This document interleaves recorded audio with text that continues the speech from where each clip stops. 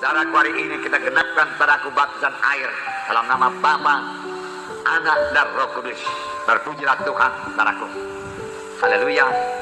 Saya yakin, saudaraku, pada hari ini Tuhan berahmat di tengah-tengah kita. Kami akan membaptis saudara dalam nama Bapa, Anak dan Roh Kudus. Tetapi yang memberikan baptisan Roh Kudus adalah Tuhan Yesus sendiri.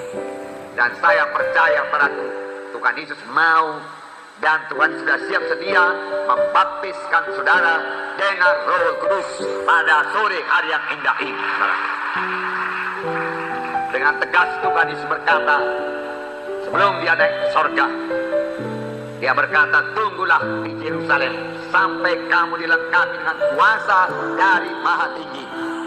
Rupanya baptisan Roh Kudus itu adalah menerima kuasa.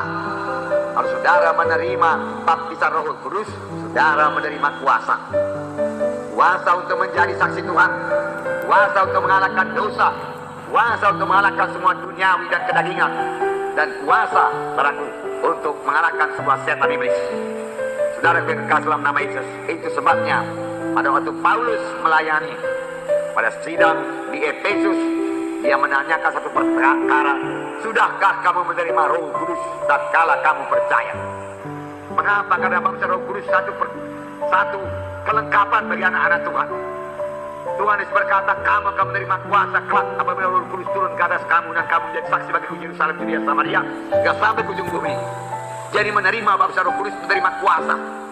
Dari mulanya, saudaraku, Tuhan mengendaki manusia ini berkuasa. Waktu Tuhan menciptakan Adam dan Hawa, dia berkata, penuhilah bumi, taklukkanlah isinya, taklukkan isinya, taklukkan setan iblis, dia katakan. Tetapi sayangnya Adam dan Hawa gagal, iblis yang menaklukkan dia, hingga dia jatuh pada dosa, dan semua manusia jatuh pada dosa.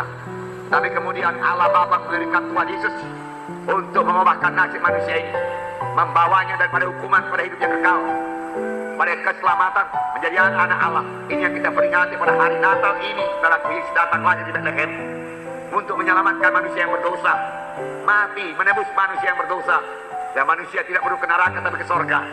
Tetapi sebelum Tuhan Yesus naik ke sorga, dia berkata, terimalah olehmu Roh Kudus, terima olehmu Roh Kudus, supaya kita kembali hidup berkuasa, amin. Supaya kita kembali mengalahkan setan, amin. Kita mengalahkan penyakit, amin. Dan segala godaan-godaan, bujukan-bujukan melalui kehendak daging hawa nafsu bisa kita kalahkan semua dalam nama Yesus, amin.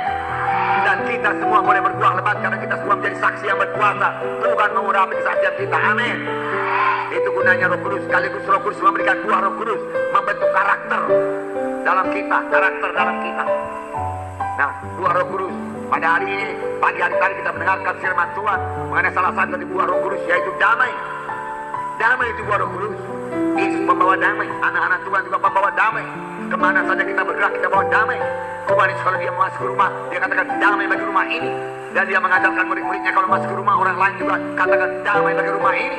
Kalau dia berlayak maka damai-mu tinggal padanya. Kalau dia tidak berlayak maka damai-mu kembali kepadamu. Tuhan Yesus berkata, jadi tidak rugi apa-apa kita memberikan damai bagimu. Damai, damai. Nah, saudara yang kekasih dalam nama Yesus, damai. Itu saudaraku, ya, setelah Roh Kudus turun, saudaraku, Roh Kudus turun pada Yesus, Roh Kudus turun pada kita, maka buah Roh Kudus jadi kepada kita. Jadi luar biasa berkat daripada Roh Kudus. Jadi pada hari ini saudara juga terimalah baptisan Roh Kudus, amin saudara.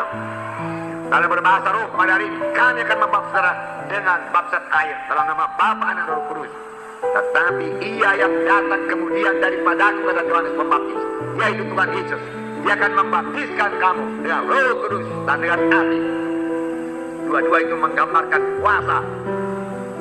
Siapa yang datang kemudian daripada Tuhan Pembaptis, yang lain daripada Tuhan Yesus Kristus. Siapakah pembaptis dengan roh, yang lain daripada Tuhan Yesus Kristus, amin. Saudara, pada hari ini saudaraku yang terima baptisan air, arti daripada baptisan, Roma pasal 6, 5 menit lagi, Roma pasal 6, ini dikatakan ayat 3, atau tidak tahukah kamu bahwa kita semua yang telah dibaptis dalam Kristus telah dibaptis dalam kematiannya? Dengan demikian kita telah dikuburkan bersama-sama dengan dia oleh baptisan dalam kematian, supaya sama seperti Kristus telah dibangkitkan dari antara orang mati oleh kemuliaan Bapa, demikian juga kita akan hidup dalam hidup yang baru. Hidup dalam hidup yang baru. saudara yang dibaptis pada hari ini, keluar daripada baptisan ini, boleh memulai satu hidup yang baru. Amin. Ya, hidup yang baru. Kalau selama ini gagal, berubah jadi berhasil. Amin. Kalau selama ini budak narkotika, saudaraku, berubah jadi hamba kebenaran. Amin. Kalau selama ini dikuasai oleh penyakit kronis, tidak sembuh-sembuh, saudaraku, dari tahun ke tahun, saudaraku, penyakit ini, penyakit itu, penyakit ini. Saudara, sudah baptisan air ini hidup baru dalam hidup yang sehat. Karena Roh Kudus menghidupkan saudara. Haleluya. Hidup yang baru. Hidup yang baru. Hidup yang bersekutu dengan Tuhan. Hidup yang cinta kepada Tuhan. Hidup yang mempermuliakan Tuhan. Hidup yang jadi saksi Tuhan, saudaraku. Puji Tuhan, saudaraku. Haleluya, saudaraku. Nah, sudah Yesus dibaptis dengan Roh Kudus, baru dia mulai melayani. Dan Bapa berkata, inilah anak yang kukasihi, kepadanya lah aku berkenan. Aku berkenan. Dan aku baptisan dalam kehendak Tuhan, saudara. Saudara, pada hari ini, saudaraku, ya, terima baptisan air.